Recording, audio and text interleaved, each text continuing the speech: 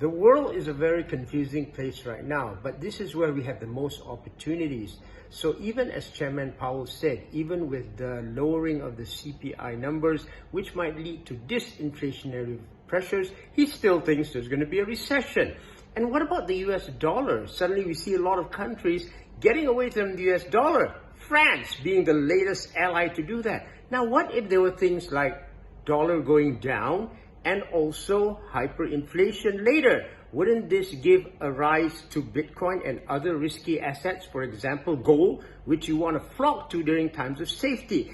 This is why there is a guy called Balaji, and Balaji just bet $1 million that Bitcoin will hit 1 million by June 17th. So was Balaji Srinivasan. He was the former chief technology officer at Coinbase, a former general partner at the venture capital firm Andreessen Horowitz, and he also has a number of 9-figure exits as a founder of companies. He is a pure genius and is one of the power players in Silicon Valley. We do not know if he's right about this, so let's wait and see for the end of 90 days, which is on June 17th. You can see the Balaji bet countdown at thebalajibet.com. Check this out. What he's saying is he says he will send $1 million USD to the person he bets against if he loses, and the wager is 1 Bitcoin. At a current Bitcoin price of 28,000, the odds are 35 to 1. In order for someone to bet against them, he only requires that they put up 1 Bitcoin. So he's saying you put up a Bitcoin, I'll put up $1 million, and in 90 days, if the Bitcoin is worth the same as $1 million, I keep both. Effectively, not only in the bet is he saying it's going to be worth $1 million,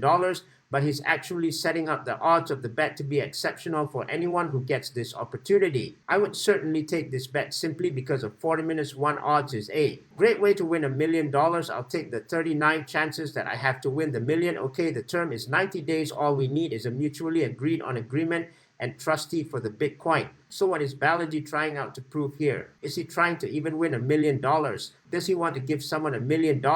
I think not. The world, especially the Western world, is facing the great threat of inflation and even hyperinflation. Here's a quick prime on hyperinflation. We all know that inflation is the erosion of one's world of purchasing power through increased prices of goods and services. The old saying goes, too much money chasing too few goods. Modern hyperinflation lie within countries like Argentina, Venezuela, and Zimbabwe. Economic life in these countries include rapidly rising prices, devaluation of currency, shortages of goods and services, and widespread poverty. For example, hyperinflation Argentina has an inflation rate of 80% per year. At the height of the Zimbabwe hyperinflation in 2008, that the central had a note for $100 trillion. It's hard to visualize from where we live, but the truly crazy thing is that a lot of the factors that cause hyperinflation have happened and are happening right now in the Western world. Excessive money printing from central banks leads to the devaluation of global currencies. Unprecedented levels of debt held by governments with fiscal spending deficits causes inflation, and confidence in the country's economic policies or political stability leads to capital flight from a country. Supply-side shocks like the Russian-Ukraine war disrupt the production of goods and services, which means prices rise, causing more inflation. For example, oil spiked at the beginning of the war, and so too did commodities like wheat, which caused a great problem for Africa. Hyperinflation can also disastrous effects. For example, the hyperinflation in Germany in the 1930s led to the rise of the Nazi Party and Adolf Hitler and horrors of World War II. And what if Bitcoin did hit 1 million? Here's what the world would actually look like in 90 days if the theory came true. It's not pretty and essentially would see inflation, more than 37 banks collapsing, and regional wars happening.